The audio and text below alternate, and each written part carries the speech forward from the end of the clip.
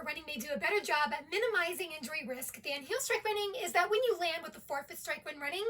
the foot may operate from a safer pronation pattern, which in turn may help reduce torque, bending strain, and rotational stress on the ankle, shin, and the knee. Foot pronation in running is commonly defined as the natural side-to-side motions of the back of the foot during the touchdown and stance phases of running. The functional relevance of foot pronation in running is that it's considered part of the body's built-in natural mechanical support and impact protection mechanism.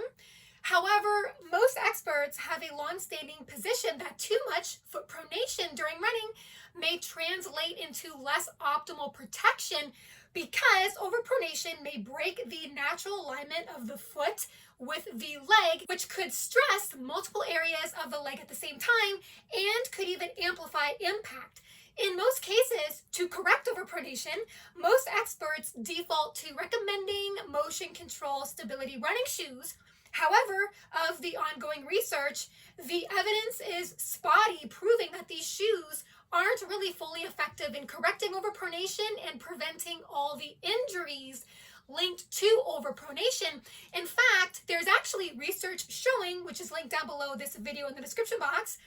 that these shoes, because of their stiffness and narrowness, motion control stability running shoes may actually force the feet into extreme positions and may actually encourage overpronation.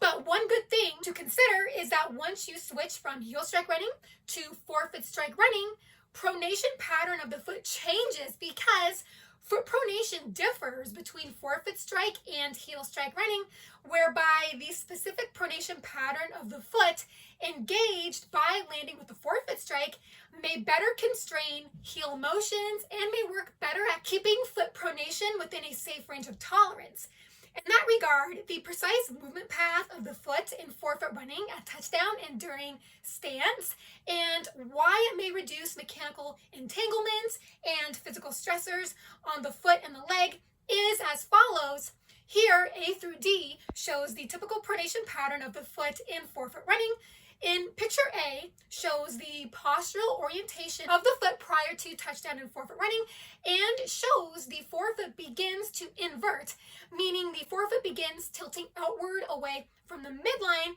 So what's the functional relevance of this movement pattern of the foot upon and at touchdown and forefoot running?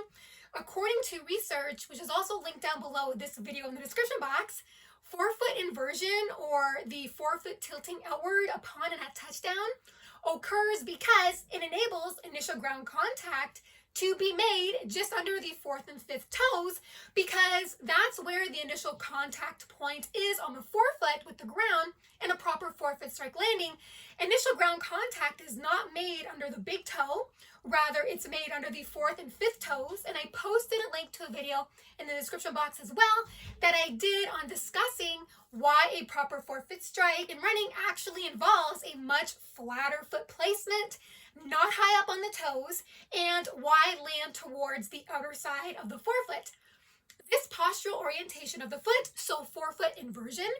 may allow for greater control of the foot and accelerates ankle stability, providing sturdier balance control until the heel is lowered down to the ground. The functional relevance of this configuration of the foot is that it was found to reinforce sturdier balance control at the ankle and minimize heel impact. This is mainly why there is little to no damaging impact at the heel in forefoot running, which is one reason why heel injuries are less frequent in forefoot running and that cushioned-heeled running shoes aren't really needed because you're not landing heel first in forefoot running, so there's essentially no brute force directly applied to the heel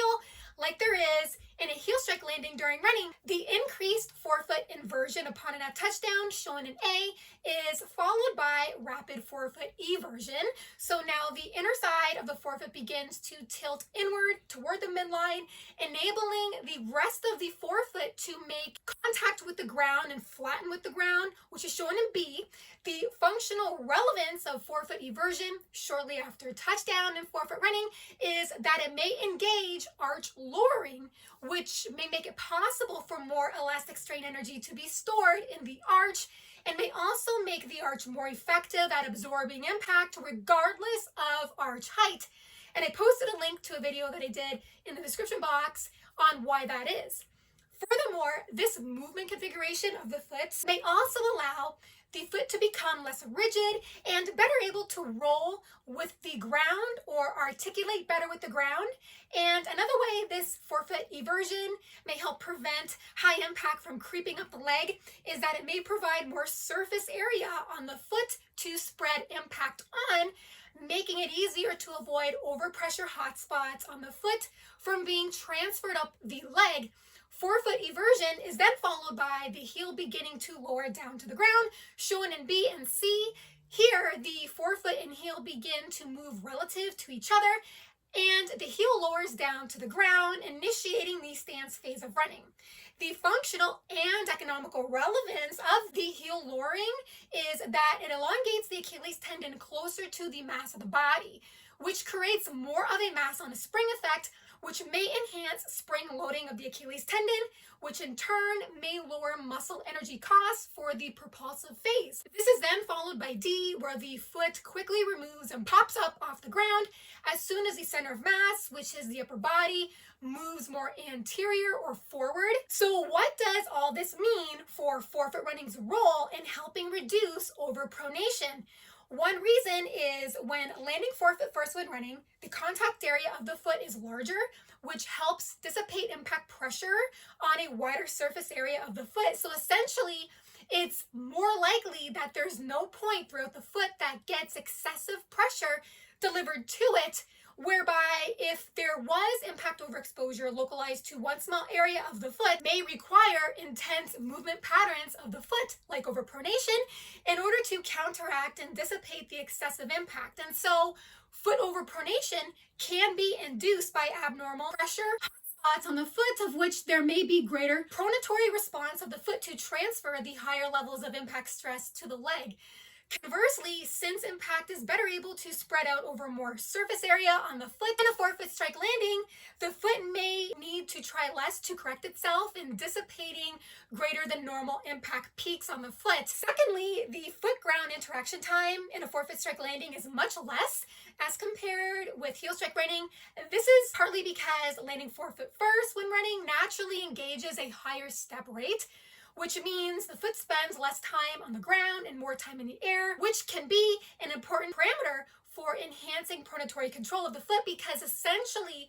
the less time the foot spends on the ground during running cuts down on the timing for abnormal movements and postures of the foot to take hold. So overall, another credential to forefoot running's role in potentially reducing injuries is that because it results in a larger, more stable contact area of the foot, and because it results in an overall contact with the ground that's so brief, there may be less time for the foot to be pushed into extreme positions, is why forefoot running may have more of a strong positive effect at correcting overpronation as compared with heel strike running, which involves a completely different movement path and pronation pattern of the foot than forefoot strike running. And the movement path of the foot with the ground and a heel strike landing when running may actually cause overpronation, of which I will be talking about that in my upcoming video. I hope you've enjoyed this video. If you did, feel free to hit the thumbs up button as well as the subscribe button if you haven't already,